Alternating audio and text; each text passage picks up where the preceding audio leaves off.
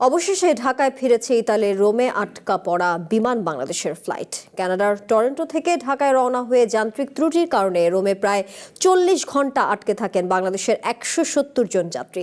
কোনো আবাসন ছাড়া চরম দুর্ভোগে পড়েন তারা। যাত্রীদের অভিযোগ, বিমান কর্তৃপক্ষ তাদের পর্যাপ্ত খাবার ও জরুরি ওষুধ সরবরাহ করেনি। দেশে ফিরে স্বস্তি জানালেও সেবার মান বাড়ানোর দাবি যাত্রীদের। দীর্ঘ উৎকণ্ঠা, চরম ভোগান্তি আর 40 ঘন্টার অনিশ্চয়তা শেষে অবশেষে দেশের মাটিতে পা রাখলেন বিমান বাংলাদেশ এয়ারলাইন্সের BG306 ফ্লাইটের 256 জন যাত্রী। রবিবার দুপুর 12:30টায় ঢাকার হজরত শাহজালাল আন্তর্জাতিক বিমানবন্দরে অবতরণ করে বোয়িংয়ের বিমানটি। এর আগে বৃহস্পতিবার সন্ধ্যার দিকে কানাডার টরন্টো থেকে ঢাকার উদ্দেশ্যে যাত্রা করে বাংলাদেশ বিমানের ফ্লাইটটি। শুক্রবার সকালে জ্বালানি নিতে ইতালির রোমে 1 ঘন্টার ট্রানজিটে থামে এটি। তবে যান্ত্রিক ত্রুটি ধরা পড়ার পর অনিশ্চয়তায় পড়ে ফ্লাইটটি। ত্রুটি সারাতে না পারলেও যাত্রীদের বিমানেই 8 থেকে 9 ঘন্টা বসিয়ে রাখা হয়েছে বলে অভিযোগ করেন ফ্লাইটটির যাত্রীরা।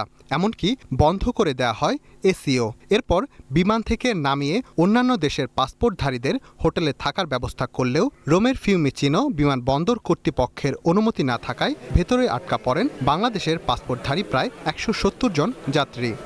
আমি ফার্স্ট টাইম একা ট্রাভেল করছি এন্ড আমি আমার লাগেজ রেখে বাথরুমেও যেতে পারছিলাম না। আমাদেরকে এয়ারপোর্টের নিচে রাখা হলো, আমাদের বাংলাদেশি পাসপোর্ট বলে। তা আমাদের বাংলাদেশি পাসপোর্টের কি কোনো দাম নেই? ইতালির অথরিটি সরাসরি বলে দিয়েছে যে বাংলাদেশি পাসপোর্টধারীদেরকে আমরা অনারেবল ভিসা বা ট্রানজিট ভিসা দিতে পারবো না। জায়গা না হওয়ায় দুর্ভোগে পড়েন শিশু ও বয়স্ক যাত্রীরা। তাদের অভিযোগ, পর্যাপ্ত খাবারও সরবরাহ করা হয়নি বিমান বাংলাদেশের পক্ষ থেকে। জরুরি ওষুধের সংকটেও পড়েন অনেকে। বাংলাদেশের 55 বছর বয়সে বহু নিউজ হয়েছে, কিন্তু কোনো লাভ নেই। কোনো বিমানের উন্নতি হয় নাই, বিমানের উন্নতি আর হবেও না।